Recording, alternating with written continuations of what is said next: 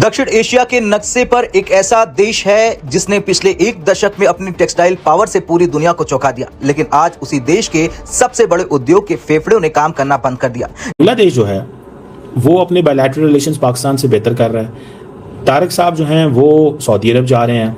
अगर तारिक साहब सऊदी अरब जा रहे हैं तो इसके पीछे पाकिस्तान का भी किरदार हो सकता है कि पाकिस्तान ने सऊदी अरब को और चाइना को इस बात पे लगाया होगा कि बांग्लादेश को थोड़ा नरम करें। आंधी नहीं है अगर तारिक रहमान साहब की हुकूमत जो है वो मामलात को भारत के साथ दुरुस्त कर रही है। एक तो भारत उनका बॉर्डर, लॉन्ग बॉर्डर, फिर वहाँ से बिजली भी लेता है, क्या क्या नहीं लेता है बांग्लादेश भारत से। तो बहुत सी ऐसी चीजें हैं जिस पे बांग्लादेश डिपेंडेंट है भारत पे।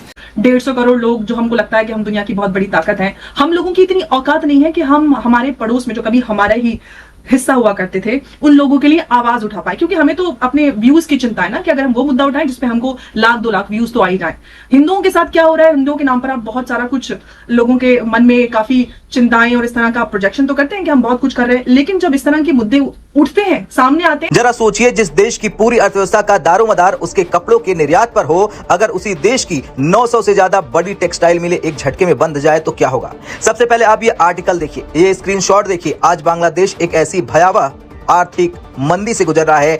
गैस की एक भारी किल्लत ने देश की आधी से ज्यादा औद्योगिक ताकत को घुटने पर ला दिया है। लेकिन वो ये सोच रहा है कि मेरी जमीन से मैं भारत में कुछ उत्पाद कर सकता हूँ। So that is where we put our foot down कि okay let's talk in a different language. तो क्या ये इंडिया और बांग्लादेश के बीच एक रीसेट है, क्योंकि हालात आप दोनों के रिलेशंस बड़े खराब थे, तो क्या ये एक रीसेट है या बस ये एक तिजारती मुआहदा है? क्या बांग्लादेश टेक्सटाइल मिल्स एसोसिएशन यानी BTMA की ताजा रिपोर्ट किसी डरावनी फिल्म से कम नहीं है। आपके सामने एक स्क्रीनशॉट चल रहा है और बांग्लादेश में करीब 800 से ज्यादा रजिस्टर्ड टेक्सटाइल मिले हैं, जिनमें से 900 से ज्यादा मिले इस वक्त पूरी तरह बंद हो चुके। हम एक्सपेक्ट करते हैं कि अमेरिका हमारे विषयों पे बात करे। दुनिया अब जैसे अगर कोई हमारा दुश्मन है तो दूसरे लोग बात करें उसके ऊपर। जैसे अगर टर्की सप्लाई कर रहा है वेपन्स पाकिस्तान को। मैं आपकी बात समझिए। इन शॉर्ट ये कि समस्या पेट में दर्द मेरे है और हाय हाय आप करेंगे। पेट में दर्द मुझे, तो मुझे बताना भी पड़ेगा, मुझे उसका इलाज भी करना पड़ेगा, डॉक्टर के पास भी जाना पड़ेगा। आप मेरी मदद कर सकते हैं सर। एक्चुअली ये बहुत ही मैंने इसीलिए मतलब आपसे बोला कि इसको फ्री वेन डिस्कशन रखते हैं कि आपने मन की बात रखें। देखिए क्या है कि दुनिया में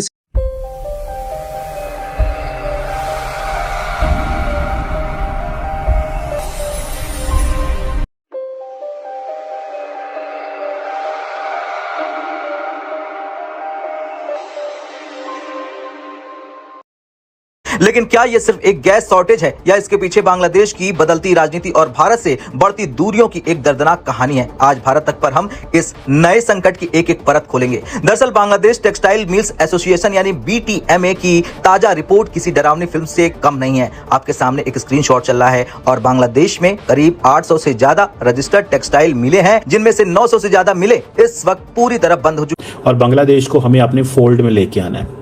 हम लोगों ने डिप्लोमेटिकली काफी चीजें वो कही कि भाई तुम्हें खाना चाहिए, चाइना से नहीं आएगा हम ही देंगे। डीजल चाहिए, चाइना से नहीं आएगा हम ही देंगे। बिजली चाहिए, चाइना से नहीं आएगा हम नहीं देंगे।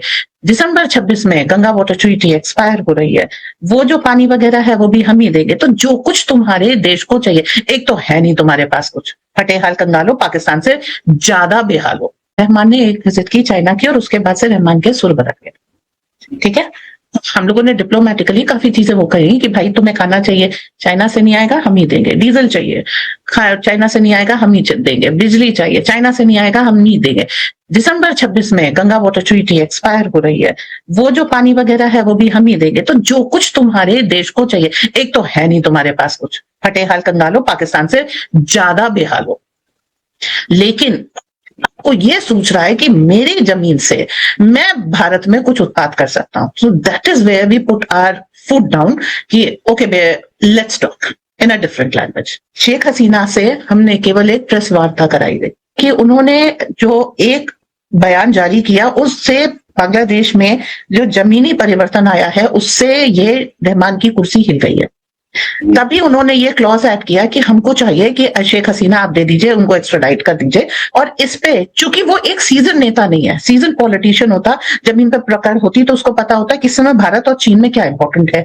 शेख हसीना को पॉइंट ऑफ कॉन्ट्राडिक्शन बनाना चाहिए, नहीं बनाना चाहिए, जो इनएक्सपीरियंस है उसका परिणाम है कि अब इन्होंने ये शर्त रख दी। और जब ये शर्त रख दी भारत तो अमेरिका के सामने नहीं झुका, ये बांग्लादेश है। अब क्या है, बिजली में सबसे बड़ी प्रॉब्लम है, डीजल अभी आपको चाहिए, आप मांग पे मांग रख रहे हैं और हम क्या कर रहे हैं, हम कुछ भी रिस्पॉन्ड नहीं कर रहे हैं। उधर से आपको जरूरत है, आपको सर्वाइवल के लिए, अगर ये सोचो आप तीन तरफ से नहीं चारों तरफ से आप भारत में एम्बेडेड है, केवल आपका 1% 2% जो है म्यांमार से छूता हुआ है। और सवाल उठता है कि ये नौबत क्यों आई। इसकी तत्कालीन वजह 21 जुलाई की घटना है। माहिश खाली के पास एक्सलरेट एनर्जी की एक फ्लोटिंग LNG फैसिलिटी यानी FSRU में भीषण आग और तकनीकी खराबी आ गई। एक प्लांट विदेशी LNG को गैस में बदलकर बांग्लादेश नेशनल ग्रिड में सप्लाई करता है। इसके ठप होते ही सप्लाई चेन टूट गई। लेकिन ये सिर्फ एक हादसा नहीं है, बांग्लादेश के पास विदेशी मुद्रा भंडार की भारी कमी है। डॉलर की कमी की वजह से बांग्लादेश जरूरत के मुताबिक LNG और ईंधन बाहर से खरीद ही नहीं पा रहा है। ऊपर से बढ़ती महंगाई और राजनीतिक अस्थिरता ने आग में घी डालने का काम किया।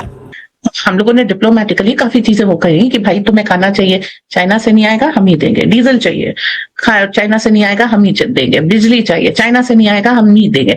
दिसंबर 26 में गंगा वाटर ट्रीटी एक्सपायर हो रही है, वो जो पानी वगैरह है वो भी हम ही देंगे। तो जो कुछ तुम्हारे देश को चाहिए, एक तो है नहीं तुम्हारे पास कुछ, फटे हाल कंगालो, पाकिस्तान से ज्यादा बेहाल हो, लेकिन आपको ये सोच रहा है कि मेरी जमीन से मैं भारत में कुछ उत्पाद कर सकता हूं। So that is where we put our foot down कि ओके लेट्स टॉक। चलिए अब जानते हैं भारत बांग्लादेश दोस्ती में दरार की कीमत क्या है। दरअसल इस संकट के बीच सबसे बड़ा सवाल रीजनल पार्टनरशिप का है। ऐतिहासिक रूप से भारत ने हमेशा बांग्लादेश को संकट से निकाला है, चाहे वो 2022 का ऊर्जा संकट हो या कनेक्टिविटी के प्रोजेक्ट्स। भारत से बांग्लादेश को हर साल बड़ी मात्रा में बिजली और ईंधन सप्लाई होता रहा है। लेकिन हाल के महीनों में ढाका का रुख बदला हुआ नजर आ रहा है। राजनीतिक गलियारों में चर्चा है कि बांग्लादेश अब भारत से दूरी बना रहा है, लेकिन अर्थशास्त्र का नियम साफ है, आप अपने भूगोल को नहीं बदल सकते हैं। अगर बांग्लादेश भारत जैसे बड़े पड़ोसी के साथ प्रैक्टिकल इकोनॉमिक कॉपरेशन छोड़कर राजनीतिक मतभेदों को हवा देगा तो उसका नतीजा वही होगा जो आज सड़कों पर दिख रहा है। आपको ये सोच रहा है कि मेरी जमीन से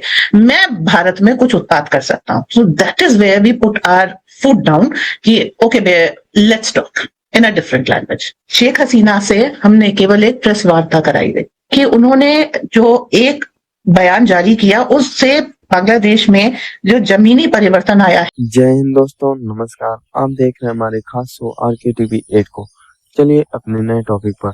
दोस्तों इस टॉपिक में तो पाकिस्तान को तो छोड़ो, अब की बार बांग्लादेश की वाट लगाकर रख दी। बात ऐसी है कि बांग्लादेश का कपड़ा उद्योग इन दिनों गंभीर संकट से गुजर रहा है। हालिया रिपोर्टों के अनुसार गैस की भारी कमी के कारण देश में 900 से अधिक टेक्सटाइल मिलों का संचालन प्रभावित हुआ है और कई मिलें बंद हो गई हैं। गैस की पर्याप्त आपूर्ति न मिलने से मशीनें पूरी क्षमता से नहीं चल पा रही हैं, जिससे उत्पादन घट रहा है और कारोबारियों पर आर्थिक दबाव बढ़ रहा है। इस संकट का असर केवल कपड़ा मिलों तक सीमित नहीं है, बल्कि इससे रेडीमेड गारमेंट उद्योग और हजारों श्रमिकों की रोजी रोटी भी प्रभावित हो रही है। बांग्लादेश दुनिया के प्रमुख कपड़ा निर्यातकों में शामिल है, इसलिए लंबे समय तक उत्पादन बाधित रहने पर उसके निर्यात और वैश्विक बाजार में प्रतिस्पर्धा पर भी असर पड़ सकता है। उद्योग जगत अब सरकार से गैस की नियमित आपूर्ति और समस्या के जल्द समाधान की मांग कर रहा है। दोस्तों इस बात से बांग्लादेश में भूखमरी जैसी संकट आ सकती नहीं बल्कि आ भी गई है कहीं कहीं पर। अब इस बात से ज्यादा बांग्लादेश तो परेशान ही है, लेकिन पाकिस्तान तो अलग ही रोना पीटना बचा रहा है। इसका हर बात पर रोना पीटना चलना आम बात है। चलिए दोस्तों वीडियो को पूरा देखें तभी आपको पूरी बात समझ आएगी। अगर वीडियो पसंद आए तो कृपया एक लाइक और चैनल को सब्सक्राइब जरूर कर दीजिएगा। तब तक के लिए जय हिंद जय भारत।